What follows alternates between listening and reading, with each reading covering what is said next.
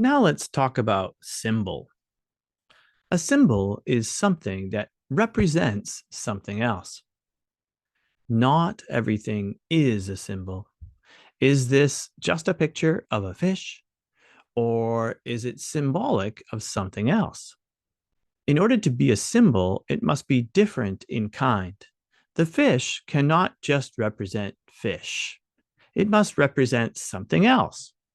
In order to be a symbol, it needs to be emphasized. Here are some more fish. If we see a lot of fish occurring in strange locations that have nothing to do with actually catching fish, we might begin to wonder if something is a symbol or not. This fish in this picture is a mosaic that was on the floor of a church. And this one was the tombstone of someone. A symbol is usually something concrete that represents something abstract. These letters from the Greek alphabet, they spell fish. But is that the only meaning of these letters? Well, no, they're actually an acrostic. The first letter is the first letter in the word Jesus. The second letter is the first letter in the word Christ. The third letter in Greek is the first letter in the word God. The fourth letter is the first letter in the word Son.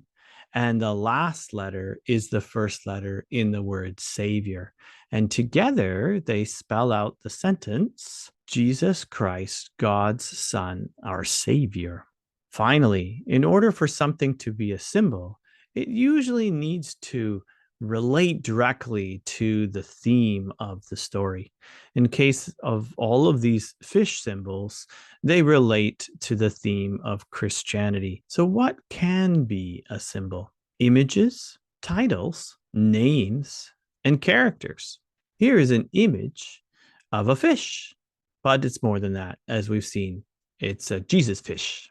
Fahrenheit 451 is a very odd title for a book, and that's because it's symbolic.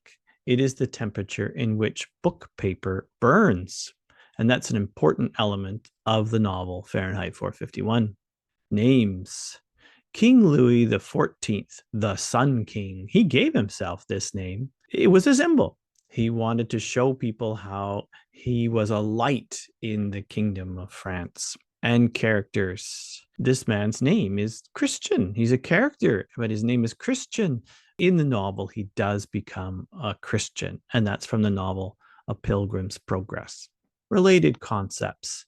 What is an allegory? This is where people represent abstract concept. It's a kind of symbol, but a very special kind. And we've seen that in A Pilgrim's Progress. Motive, a reason for doing something. Mood shift, do the characters' emotions change throughout the course of the story? Metaphor, this is something that is something else. Okay, so it's figurative language, but is it the same as symbol? No. So here's an example. She is a couch potato. You see this little cartoon character lying on the couch, spends all her days on the couch. Okay, now we're not going from the concrete to the abstract in this sentence. We're going from the concrete to the concrete. Yeah, so it's a poetic device, but it's not exactly symbolism, because a couch potato is something concrete, and so is she, the character. A peek behind the curtain. Symbols give the reader hints as to the theme because they emphasize what is most important in the story and provide a unique glimpse behind the curtain of the author's craftsmanship.